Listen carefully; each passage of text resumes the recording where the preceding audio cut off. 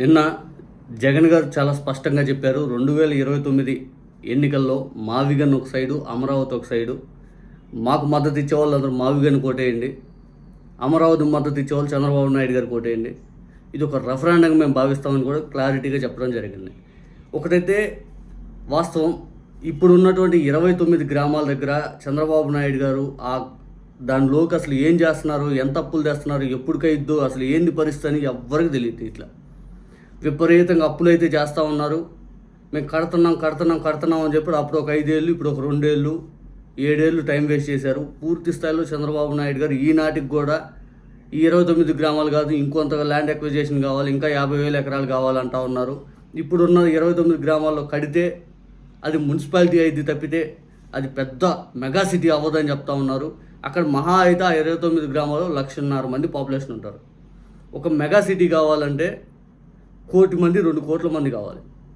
అది కొన్ని తరాలు తింటుంది. అంటే ఒక్కసారిగా అక్కడికి వచ్చి పబ్లిక్ ఎవరు ఉండరు. అక్కడ సర్వీస్ సెక్టర్ ఎక్కువ కల్పించాలి. ఏదైనా కంపెనీలు తీసుకురావడం, లేకపోతే అక్కడ ఎక్కువ సర్వీస్ మోటివ్గా వెళ్ళాలి. మన ఊరు బిల్డింగ్లు కట్టేసి ప్రభుత్వ భవనాలతోటి డెవలప్మెంట్ అనేది కాదు.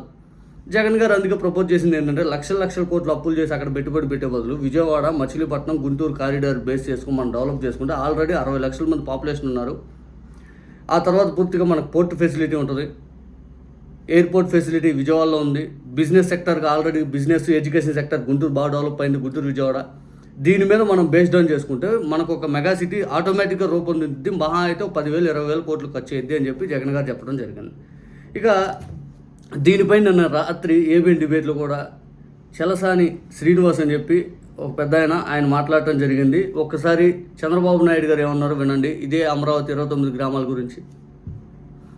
33,000 ఎకరాలకే పరిమితం అవుతుంది. ఇక్కడికే నేను పరిమితం అయితే రేపు రాబోయే రోజుల్లో అదొక చిన్న మున్సిపాలిటీ గాను బెస్ట్ మున్సిపాలిటీగా తయారయ్యే పరిస్థితి వస్తుంది. అంటే చంద్రబాబు నాయుడు గారు ఏం చెప్పారు, ఈ 33,000 ఎకరాల్లో కడితే అది మున్సిపాలిటీ అయితే అందుకే ఇంకొక 50,000 ఎకరాలు కావాలన్నారు. ఈ 33,000 ఎకరాల్లో కట్టింది లేదు. ఈ 33,000 ఎకరాల్లో ఇంతవరకు మొదలుపెట్టింది లేదు. ఇంకా మనకి ఎన్ని తరాలు తింటుంది అని చెప్పి జగన్ గారు చెప్పేది పూర్తిగా అది డ్రీమ్ చేంజింగ్ ప్రాజెక్టు. అందుకని చెప్పి మావిగని ప్రతిపాదించారు. ఒకసారి రాత్రి చలసాని కూడా ఉన్నాడు వినండి. ఏబిఎన్ డిబేట్లోని, ఇది ఆంధ్రజ్యోతి డిబేట్లోనే ఆయన మాట్లాడింది. గుంటూరు 2 నియోజకవర్గాలు, ఈ 11 నియోజకవర్గాలు రేపు పొద్దున్న డీలిమిటేషన్ అయితే 17 నియోజకవర్గాలు అవుతాయి. ఆయన చాలా క్లవర్ స్ట్రాటజీ మీరు తీసుకోండి. సరే పైన సక్సెస్ అవుతుంది. ఏంటంటే ఇప్పుడు అమరావతి 29 గ్రామాలు, ఇంకొక 6 గ్రామాలు, 8 గ్రామాలు కలుపుకుంటే 1,50,000 పాపులేషన్, 1,40,000 పాపులేషన్ ఉంటుందండి.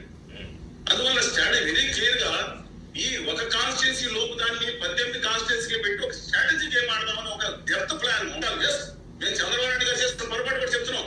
ఆయన అక్కడ ఇవాళ వరకు అక్కడ ఎన్ని లక్షల ఎకరాలు ముందు కడతారో తెలియదు. రెండో విషయం, అక్కడ ఆర్గానిక్ గ్రోత్ జరగాలి. అక్కడ కనీసం క్యాపిటల్ ఇండస్ట్రీస్ కాకుండా సర్వీస్ ఇండస్ట్రీస్, ఇంతకుముందు కూడా మనం మాట్లాడే విషయం గారు అపాచీ బ్రాండింగ్స్ వచ్చిన వెంటనే అక్కడ 40,000 మంది, 50,000 మంది ఆ పెరిఫరీ ఏరియాలో ఇంటర్ నిధుల రోడ్ అవుట్ మధ్యన పెట్టేస్తే 40,000 మంది అన్ని వర్గాలు ఉంటేనే రాజధాని గొప్పగా ఉంది. లేదా ఎయిర్పోర్ట్లు, అది ఆర్గానిక్ గ్రోత్ కావాలి. రైతులు కోరేది మిగతా ఆర్గానిక్ గ్రోత్. ఆర్గానిక్ గ్రోత్ అంటే ఆటోమేటిక్గా అది అవ్వాలి. మనం వెళ్ళి 4 బిల్డింగ్లు కడితే జనాలు వచ్చి అక్కడ నివసించే విధంగా ఉండదు కదా. ఇప్పుడు డెవలప్మెంట్ అనేది continuous process.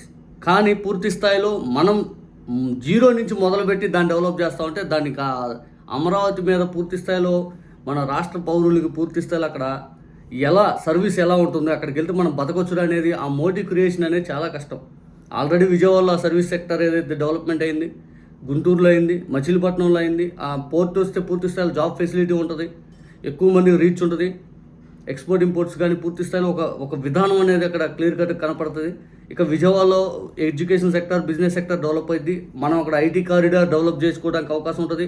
Water facility Krishna నుంచి ఉంది, ఎయిర్పోర్ట్ ఉంది, రైల్వే స్టేషన్ ఉంది, మెట్రో కనెక్టివిటీ మచిలీపట్నం దగ్గర నుంచి గుంటూరు దాకా అయితే మనకి చాలా లాంగ్ వస్తుంది. పూర్తి స్థాయిలో మనకు ఒక అవగాహన ఉంటుంది. పెద్ద పెద్ద స్టేషన్స్ ఏదైతే మనకు ఉంటుంది కాబట్టి ఇప్పుడు మనం కట్టుకున్నా కూడా పెద్ద నష్టమే ఉండదు. పూర్తిగా అమరావతి అనేది ప్రజల్లో బలంగా నెగిటివ్ ఇంపాక్ట్ అనేది తీసుకెళ్ళిపోతుంది. లక్షల కోట్లు అప్పులు చేసి మనం సంక్షేమ పథకాలు అమలు చేయలేక, కనీస బేసిక్ నీడ్స్ అనేది ప్రజలకు కల్పించలేకుండా అక్కడ కట్టేసి ఒక 20 ఏళ్ల తర్వాత పాడుబడిన భవనాలుగా మారిపోవడం తప్పితే ప్రపంచ స్థాయి భవనాలు, ప్రపంచ స్థాయి రాజధాని అనే లేక 100 ఏళ్ల తర్వాత ఆ భవనాలు పాత అయిపోతాయి. మళ్ళీ అవి కూల్చేసి మళ్ళీ కొత్తగా కట్టుకోవాల్సి వస్తుంది. అంతే కదా. ఎక్కడ కూడా కొన్ని తరాలు ఒక 1000 ఏళ్ళు ఒక బిల్డింగ్ ఏది ఉండేదేం కాదు. ఎప్పటికప్పుడు మారుతూ ఉంటుంది. ఆర్కిటెక్ట్ స్ట్రక్చర్ కానీ లేకపోతే కొత్త బిల్డింగ్స్ కానీ ఏదైనా మారుతూ ఉంటుంది. ఇప్పుడు కట్టే బిల్డింగ్స్ ఎప్పుడు మారుతాయి, ఎప్పుడు పాత అయిపోతాయి. ఇప్పుడు మనం లాస్ట్ టైం కట్టినటువంటిది చంద్రబాబు నాయుడు గారు తాత్కాలిక సచివాలయం పేరు కట్టినాయి. ఇప్పుడు పాత భవనాలే అంటారు కానీ కొత్తవి అంటారు. అవి 10 ఏళ్ల క్రితం కట్టినాయి కదా. అంతే, ఏదైనా 10 ఏళ్ల తర్వాత పోతే ఈ భవనాలు పాతయ్యే కదా అంటారు. లైక్ చంద్రబాబు నాయుడు గారు ఒకటి ఆలోచించాలి, మన దగ్గర ఆర్థిక పరిస్థితి లేదు కదా అని ఆలోచించాలి. ఇప్పుడు చంద్రబాబు నాయుడు గారు వచ్చేసి మళ్ళీ గుంటూరు, విజయవాడ మా సిఆర్డిఏ దాంట్లో ఉంది కదా ఇదని చెప్తా ఉన్నారు. గుంటూరు, విజయవాడ, మర్చిపోవడం సిఆర్డిఏ దాంట్లో ఉందంటాడు.